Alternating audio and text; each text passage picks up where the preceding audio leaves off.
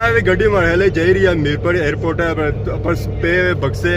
मुसाफिर वगैरह भी बैठे हुए ये महल्ले इफ्तिताही करासन नए एयरपोर्ट जहाज है ना माशाअल्लाह माशाअल्लाह देखो जी गड्डी है मुसाफिर तकने जी हमारे दोस्तों अस्सलाम वालेकुम उम्मीद करना सारे ठीक ठाक हो खुश बाश ईमान के साथ दोस्तों एक खिदमत चाहना एक नए वीडियो के नीता और एक नया बंदा के नीता बंदा इस वेले छुपया हुआ सीटा ने पीछे है असा गड्डी च बैठे हुए हैं तो उस बंदे के असा छोड़ी रहे हैं एयरपोर्ट एक नया एयरपोर्ट बनता सी इत्थे आज़ाद कश्मीर तो ऐसे ही खुशखबरी असा सारी तरफों लभी रही है कि मीरपुर ये एयरपोर्ट बनता है तो असा मुसाफिर पीछे बैठा छपिया हुआ चौधरी मंसूर जट साहब सामने छोड़ जी सामने अच्छे कुछ जा रहे हो मीरपुर एयरपोर्ट तो कुछ फ्लैट है सनी गड्डी मारे जा रही है मीरपुर एयरपोर्ट है पर पे बक्से मुसाफिर वगैरह भी बैठे हुए ये महल्ले इफ्तिताही करासन नए एयरपोर्ट जहाज है ना माशाअल्लाह माशाअल्लाह देखो जी गड्डी है मुसाफिर तकने मुसाफिर राशिद साहब जेडे सारे ना सारे डडियाल इस्लामगढ़ चकसवारी नहीं हो सने मीरपुर ने ज़ाहिर है उधर जाने होने से इस्लामाबाद हम इधर जा सन सही मीरपुर फुल होई हुई है इना की घर वाले छोड़ने आए ये महल्ले पुराना सिस्टम ही है सारे घर वाले उधर ही जाने हैं सारे मंसूर की कोई नहीं छोड़ने आए ये तो कोने फुल होई हुई गड्डी सारी है ना छोड़ने घर वाले हमारे लिए आया जान छुट्टी है पहले इंग्लैंड से क्या करने असा पहले लगे जुला क्योंकि असा पहली सीटा पर मंसूर साहब ने भालना फ्रंट सीटा पर मंसूर साहब ने क्या भालना है खास बंदे मीरपुर वाले जहाज ही अपना खरीदया आ अपना खड़ी अपनी पहली फ्लैट मंसूर साहब ने होसी इफ्तिताह जरा होसी मंसूर साहब ही कर सनी ना कि बकायदा अपने प्रोटोकॉल विच छोड़ी रहे एयरपोर्ट पर रामगढ़ चौक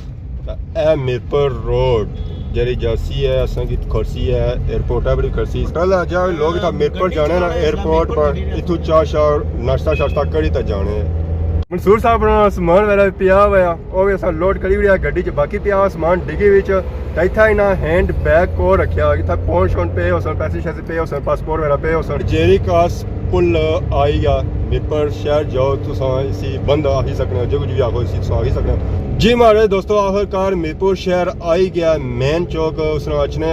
गया तक स्टेडियम वगैरह भी है इतना चौक है इतना काफी रोडा किनिया खड़ी क्या किया जाए इधर शहर चो जुला या बाईपास रोड पर जुला हमारे हले बारों बार जुलो किया कि रश इधर नहीं होने गया तो फ्लाइट अगे लेट होनी पी है ये भी गल ठीक है असा हुन पैसा बाईपास रोड है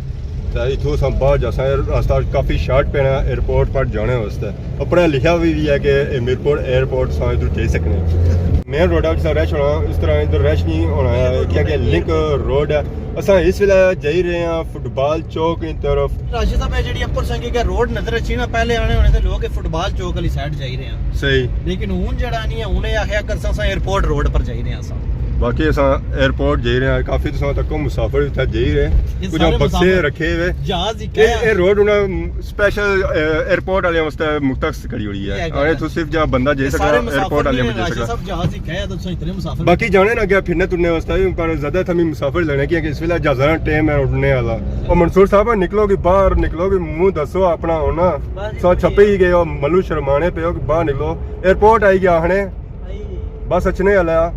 तैयारी बनो बैग शैग बहु तो बाकी सामान अपना डिग्गी कटसा तक की सकने काफी रश है इस एरिया हमारे हले होना आ ही रहा एयरपोर्ट करीब है क्या बनो एयरपोर्ट हमारे होना ही गया कॉल एयरपोर्ट करीब है ये होटल बनाया गया ताकि जरा नहीं इथे स्टे करी होना स्टे कर सकना क्योंकि कोरोना ने दिहाड़े ना तो स्टे वगैरह तो तक कर सकने ठीक है क्वारंटाइन वगैरह अरे दोस्तों आखिरकार मीरपुर एयरपोर्ट आ ही गया जहाज तैयार है इस वेले आवाम जा रही है अंदर बाहर सिक्योरिटी वाले चेक भी करी टिकट शिकट इन्होंने पूरे पासपोर्ट से पूरे जहाज बिल्कुल जी सब पहुंच चुके हैं फाइनली माशाल्लाह रेडी है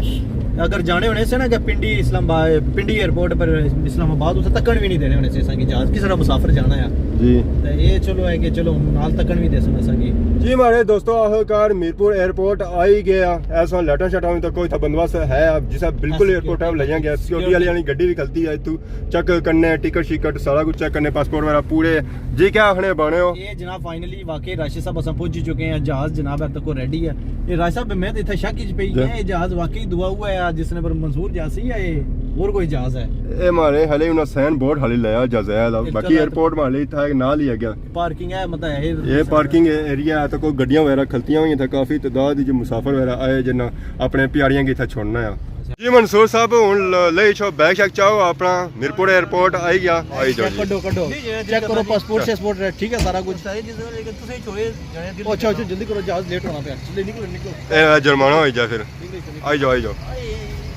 ਜੀ ਮਨਸੂਰ ਸਾਹਿਬ ਤੋਂ ਬੈਗ ਤੇ ਲਾਈ ਤਾਂ ਬਾਹਰ ਆਈ ਗਿਆ ਥੱਕਰੇ ਜਹਾਜ਼ਾਂ ਵੀ ਸੋ ਜੇ ਰਹੇ ਅੱਜ ਇਹ ਜਿਹੜਾ ਜਹਾਜ਼ ਹੈ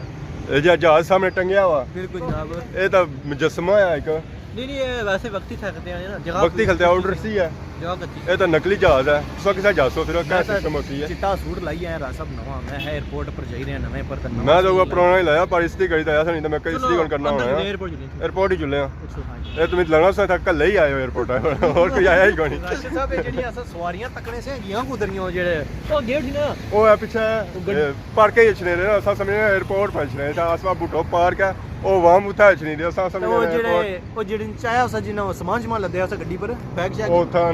ਆਏ ਸਨ ਪਿਕਨਿਕ ਮਨਾਉਣੇ ਸਨ ਅੰਦਰ ਬੈਠ ਪਾਪੜ ਛਾਪੜ ਅਸਾਂ ਸਮਝੇ ਨੇ ਕਿ ਨਾ ਕੱਪੜੇ ਛਪੜੇ ਬੈ ਗਏ ਉਹ ਫਲੈਟ ਪਹਿਲੇ ਗਿਆ ਲੱਗ ਚਲੋ ਆਈ तो आसवा बुटो पार्क है जिसमें पहले नाम सी बेनज़ीर ए मेन रोड है तो और जहाज है नसब मेन रोडा ने बिल्कुल ही किनारे पर तो बाकी असा की जहाज नज़र आ ही रहा उसी है उसने नीचे असा की पहिया भी नज़र आ ही रहे सन खिलाया गया इन्ना की 3 स्पॉटां नीचे दी गई उसने फ्रेम श्रेम बंदे गए बाकी उसने इसने टायर भी नज़र अच्छे उस तो टायर भी इसने पेंचर भी हुए बाकी अवाम सेल्फियाँ शेल्फियाँ भी इतना बनवाई जाए और भी अवाम आई सी सेल्फियाँ शेल्फियाँ बनाने सा इस जहाज़ की F-16 आ ही सकने हो इस जहाज़ ने ऊपर संगी पाकिस्तान झंडा भी नज़र आई रहा सी कि